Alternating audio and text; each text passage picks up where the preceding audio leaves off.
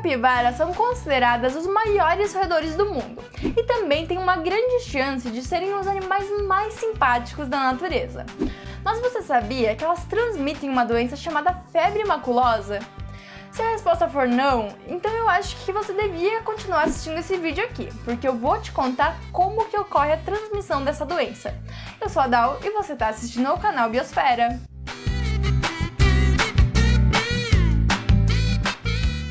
Esse animal pode chegar até 1,30 m de comprimento e 60 cm de altura, o que explica o título de maior roedor da natureza.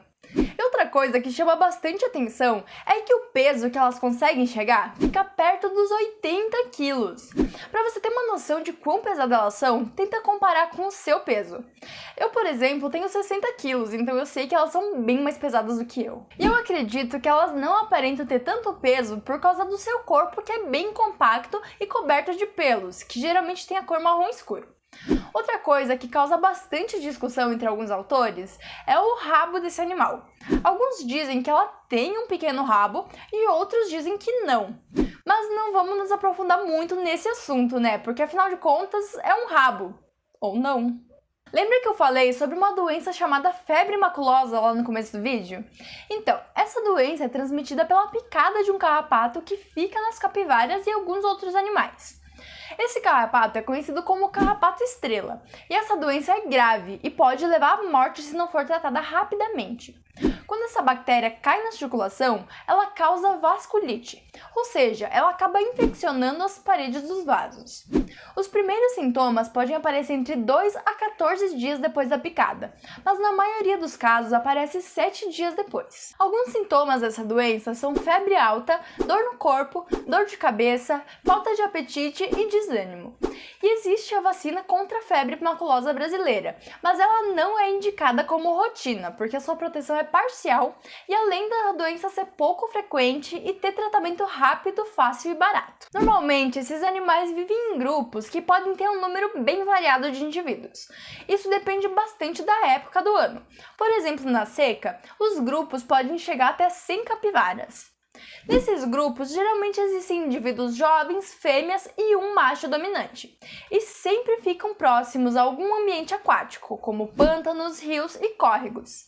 O motivo disso acontecer é que as capivaras utilizam a água para se esconder de predadores e também para se reproduzir. E não podemos esquecer que, assim como outros animais, as capivaras também possuem formas de comunicação, emitindo sons quando querem orientar outras capivaras e também quando tem alguma ameaça por perto. Além disso, as capivaras também demarcam seu território, evitando que outros grupos entrem na sua área. Vamos falar um pouco sobre a reprodução delas agora. O macho e a fêmea dessa espécie atingem a maturidade sexual em diferentes idades.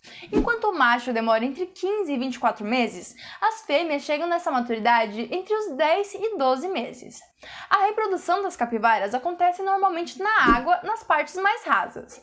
As fêmeas possuem uma taxa de fecundidade e fertilidade bem alta, o que facilita bastante a reprodução e a sua gestação demora aproximadamente 4 meses. Em média, nascem 3 filhotes por gestação. São animais herbívoros, ou seja, só se alimentam de vegetação. O mais comum é se alimentarem de plantas aquáticas e grama, mas isso é uma coisa que pode variar muito com o local onde elas se encontram e as oportunidades de alimentos que aparecem. Normalmente elas se alimentam no fim da tarde, e em um dia, as capivaras adultas, que pesam em média 40 quilos, podem comer até 4 quilos de gramíneas. Você lembra que eu falei antes que muitos autores não têm certeza se a capivara tem ou não tem rabo? Então a pergunta agora é para você. Será que ela tem ou não tem o rabo?